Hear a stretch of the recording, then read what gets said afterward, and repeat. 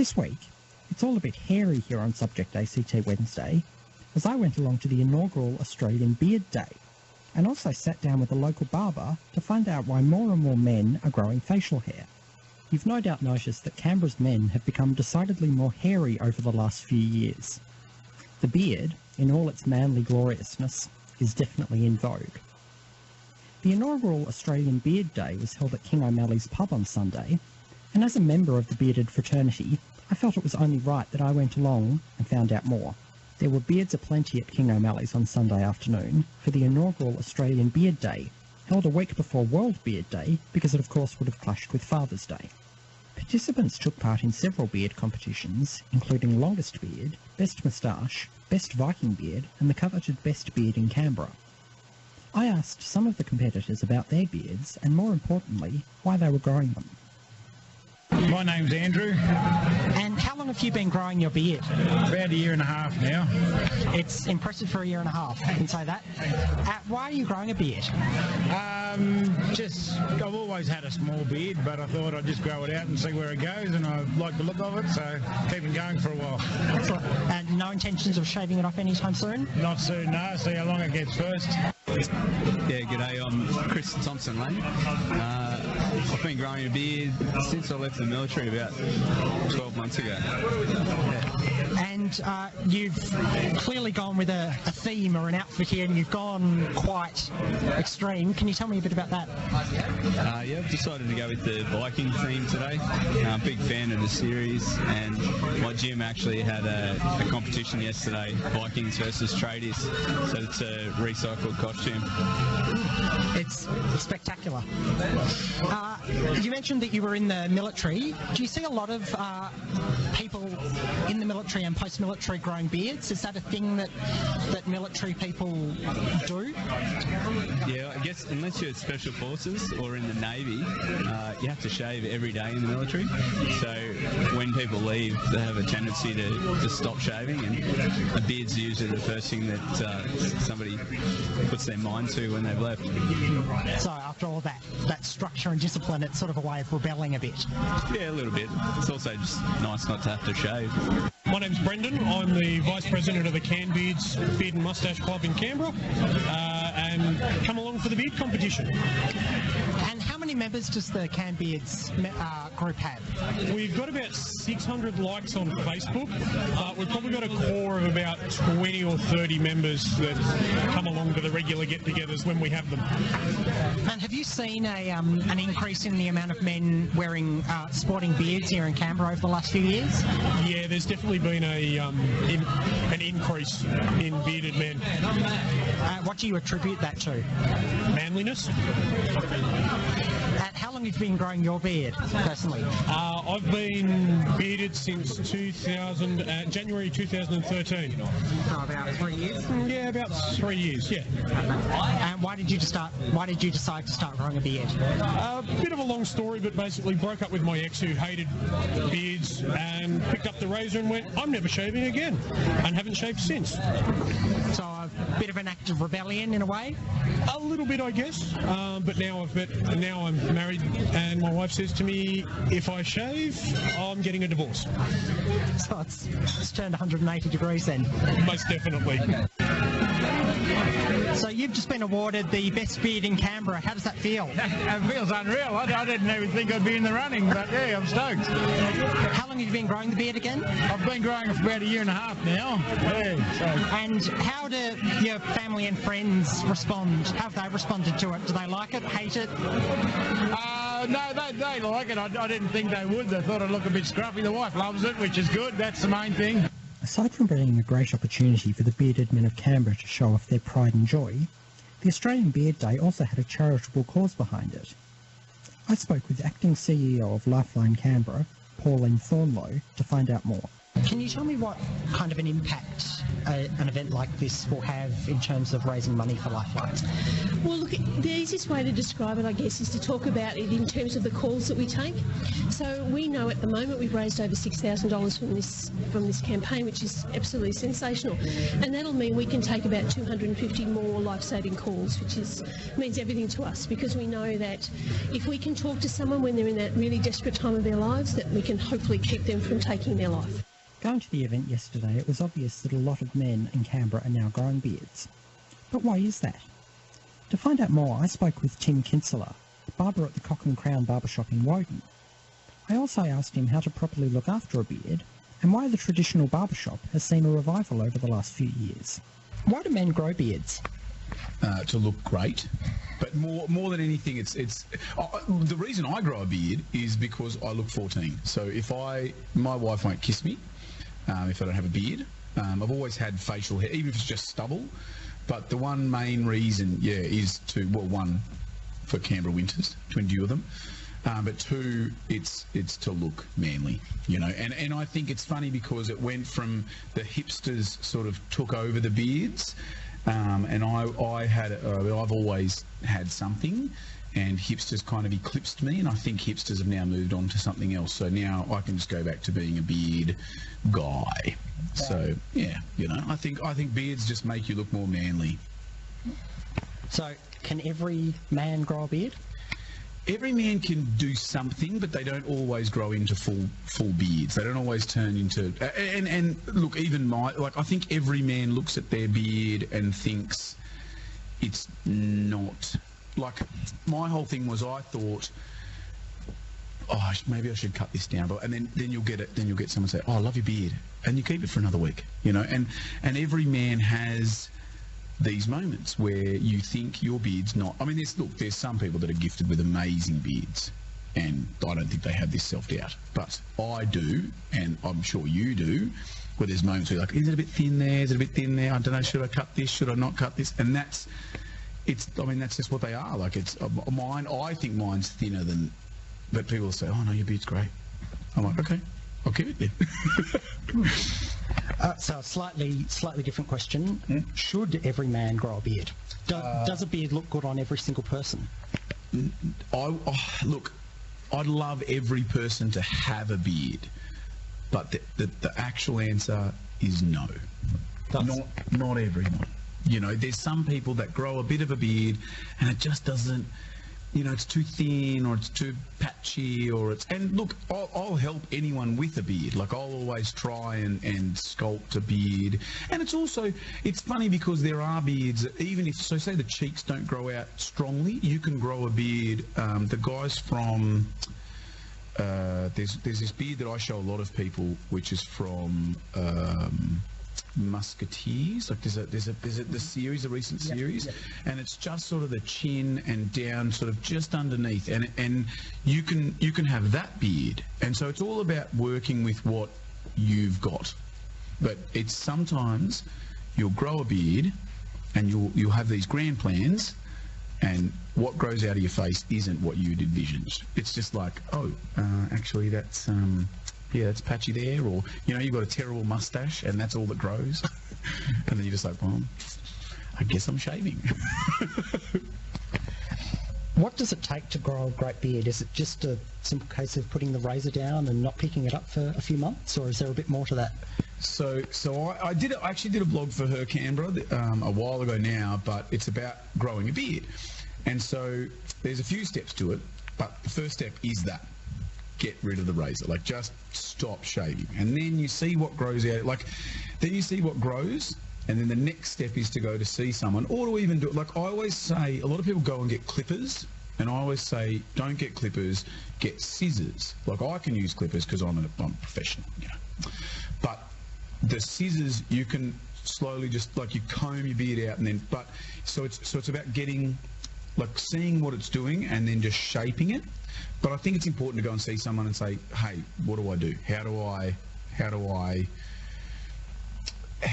shape this into something that doesn't look... And once again, it goes back to that same thing of you always think your beard looks rubbish, but you find someone who will help you with your beard, and you know, shape it into something that looks decent. But yeah, the first step, stop shaving. All men should stop shaving, even if it's just stubble. Stop shaving. So with a lot of, I don't want to call it a trend because I don't think beards are a trend, but with a lot of trends, it's easy to sort of trace their genesis. Like, for example, the classic side part hairstyle, you can sort of attribute its re-emergence to Mad Men. So where did the beard come from? I don't know. Look, as I said, I'm glad that it's come back because I've always had a beard. Or something, and actually I do have photos of me without a beard, and the 27-year-old Tim looks 14, but it's I think it's also, maybe it's a bit of a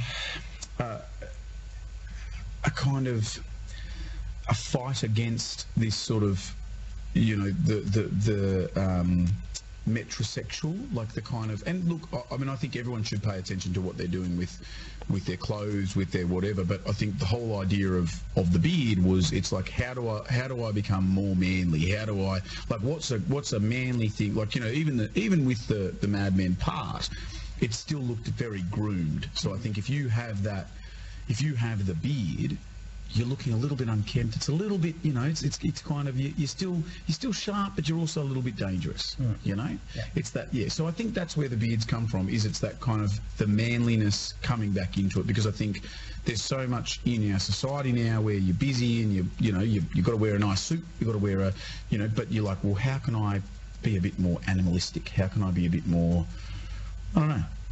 And also, once you see someone doing something, you think, geez, that looks good. Maybe I do that.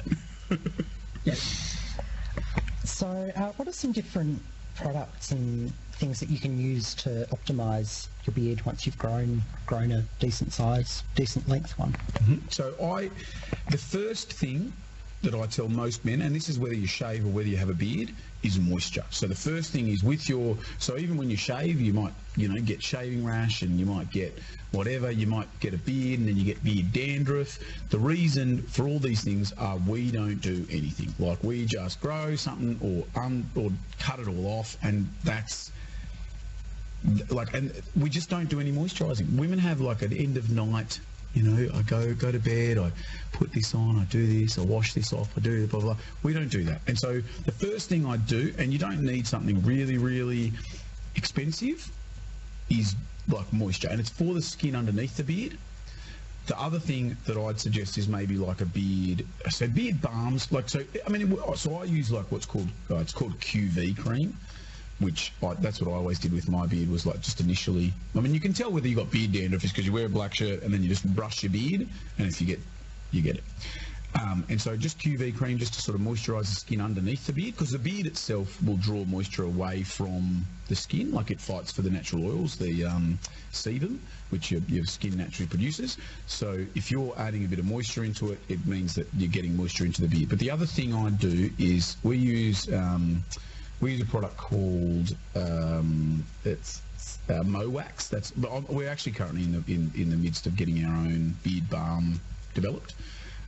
But you do want to moisture just to sort of smooth the beard down, and that Mowax is good. I mean, it's a heavy product, which is why I want to do my own one, but it's a good one because it just sort of stays in the beard, and you can help sort of smooth it down for any sort of wild bits that are sitting over the edge. But the first step of growing a beard is to moisturise the skin underneath.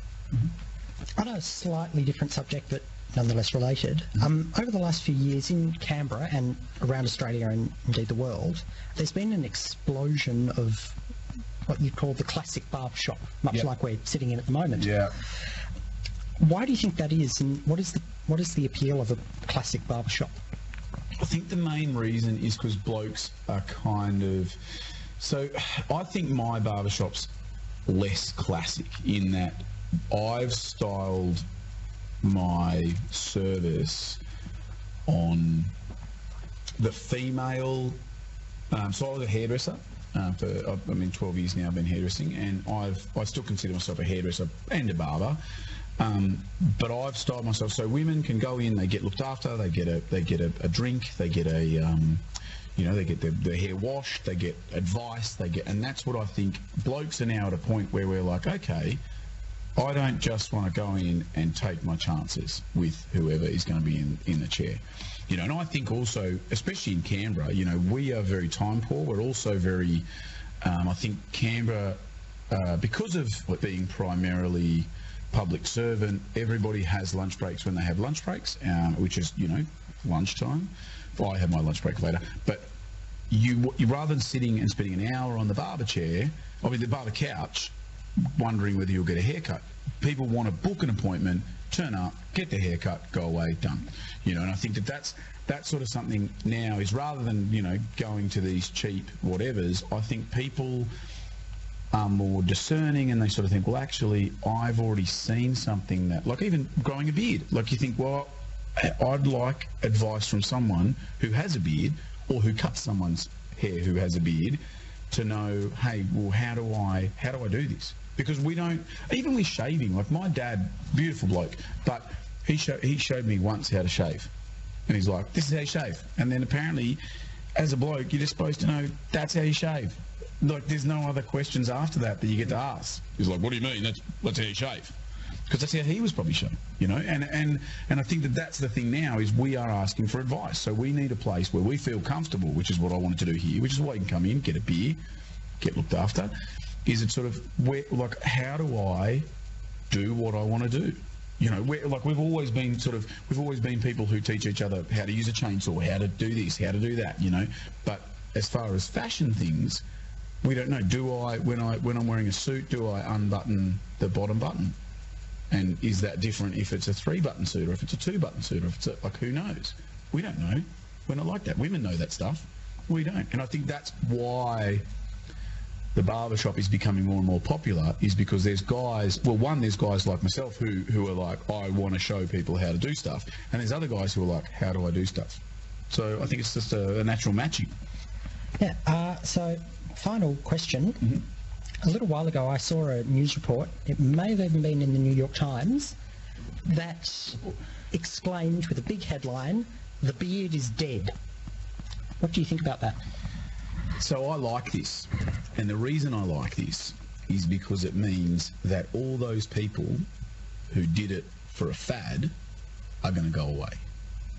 Because as I said, I've had a beard, and there's a guy, actually I'm meeting with him tomorrow for the first annual Canberra Beard Day? Yeah, the Australia Beard Day, sorry. And so I'm meeting with they're from the CanBeards, so they're the Canberra Beard and Moustache Club of Canberra, and I'm meeting with them.